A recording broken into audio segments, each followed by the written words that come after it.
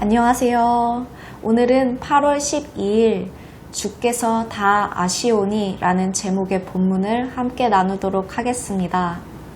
오늘도 고단한 하루를 살아내신 여러분들께 고생 많으셨다고 인사드리고 싶습니다. 우리가 살아가는 삶의 현장과 모습은 서로 다르지만 각자의 자리에서 살아내기 위하여 슬퍼하고 좌절하고 고통스러워하며 오늘도 고군분투하셨을 인생들을 누구보다 주님께서 아십니다. 주님이 우리를 긍휼히 여기시며 사랑하십니다. 우리의 지쳐 넘어진 마음들과 몸들을 주님께서 다 아십니다. 오늘도 모든 것을 다 아시는 주님 앞에서 우리에게 주신 약속의 말씀을 발견하고 위로를 얻으시며 겸손한 마음으로 주님께 나아가시기를 기도합니다. 앞서 하나님께서 예레미야를 통하여 유다에게 회개하고 악한 길에서 돌이키라고 말씀하셨습니다. 그러나 유다는 하나님의 말씀을 거부하고 회개하지 않았습니다. 이제 13절부터 17절까지 하나님은 유다를 향한 심판의 이유를 말씀하시고 심판을 선언하십니다. 이스라엘은 처녀 이스라엘이라는 인격화처럼 하나님과의 언약 관계 안에서 신앙의 순결성을 지켜야 했지만 이스라엘은 순결하거나 결백하지 않았습니다. 레바논 산의 정상에 사시사철 눈이 있어 거기로부터 변함없이 차가운 물줄기가 흘러내려오는 것처럼 자연도 하나님이 만드신 질서에 순응하며 결코 변하지 않지만 하나님의 언약 백성인 이스라엘은 변했고 하나님께 불성실했습니다.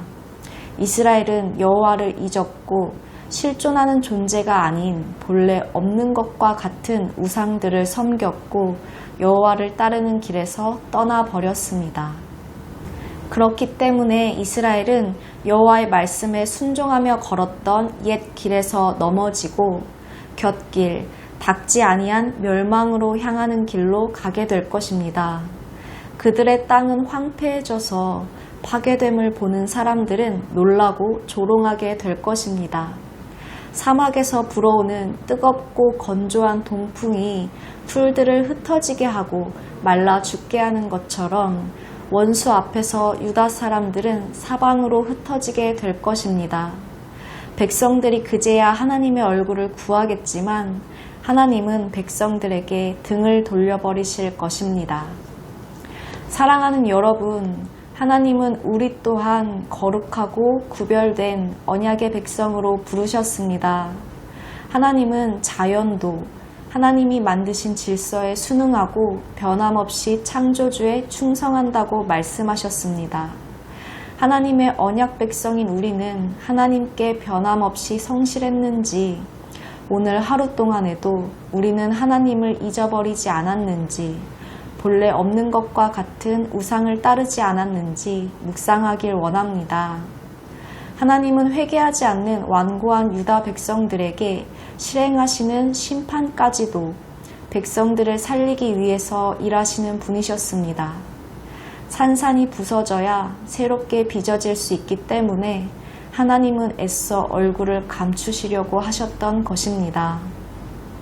우리는 산산이 부서지는 것 같은 때에도 하나님은 우리를 살리기 원하시는 분이시라는 것을 기억해야 하겠습니다. 이 시간도 우리를 새롭게 빚으시는 하나님께 나아가기를 기도합니다. 우리의 어떠한 상황과 상관없이 하나님의 얼굴을 구하기를 기도합니다. 우리 모두가 하나님께로 돌이키는 은혜가 있기를 기도합니다. 이어지는 18절부터 23절에서는 예레미야에 대한 백성들의 음모와 관련된 예레미야의 호소를 볼 수 있습니다. 먼저 18절에서 예레미야는 자신을 거짓 선지자로 몰아치고자 하는 백성들의 음모를 하나님께 고발합니다. 유다 백성들은 예레미야를 통해 전달된 하나님의 말씀을 거절함으로써 하나님을 거부했고 거짓 선지자들이 말하는 변하지 않는 평강과 영원한 안전의 말을 따랐습니다. 백성들은 예레미야의 말이 모두 거짓된 것이고 결코 자신들에게 그러한 멸망은 없을 것이며 예레미야가 없어도 율법과 지혜의 말씀을 들려줄 지도자들은 얼마든지 있다는 완악한 모습을 보여주었습니다. 사랑하는 여러분, 우리에게도 변하지 않는 평강과 영원한 안전을 바라는 마음이 있습니다. 사람이라면 누구나 나를 괴롭게 하는 말씀보다 평강과 안전의 말씀만을 바랄 것입니다. 그러나 우리는 하나님의 말씀을 진실되게 받아들이는 마음이 필요합니다. 내가 듣고 싶은 말씀만을 집중적으로 듣거나 내가 바라는 말씀의 해석만을 가지고 한쪽으로 치우친다거나 하나님이 주신 말씀을 들을 때 내가 아닌 다른 사람을 떠올리면서 이건 그 사람에게 꼭 필요한 말씀이라고 정죄하고 있지는 않았는지 되돌아보아야 하겠습니다.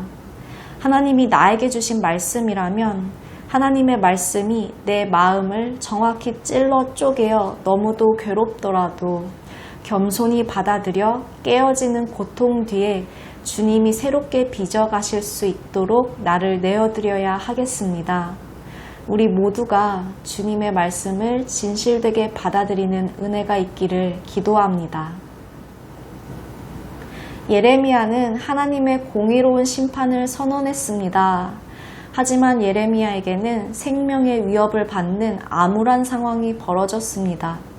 이제 예레미야는 선을 악으로 갚으려는 백성들의 완악한 음모로 위기에 직면한 자신을 하나님께서 돌보아 주실 것을 간구합니다.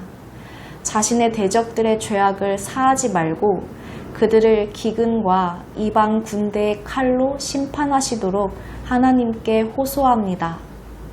사실 그동안 예레미야는 이스라엘 백성들이 죄를 뉘우치지 않고 더 큰 악을 고집하며 자신을 핍박하였음에도 그들을 긍휼히 여기는 태도를 가졌었습니다.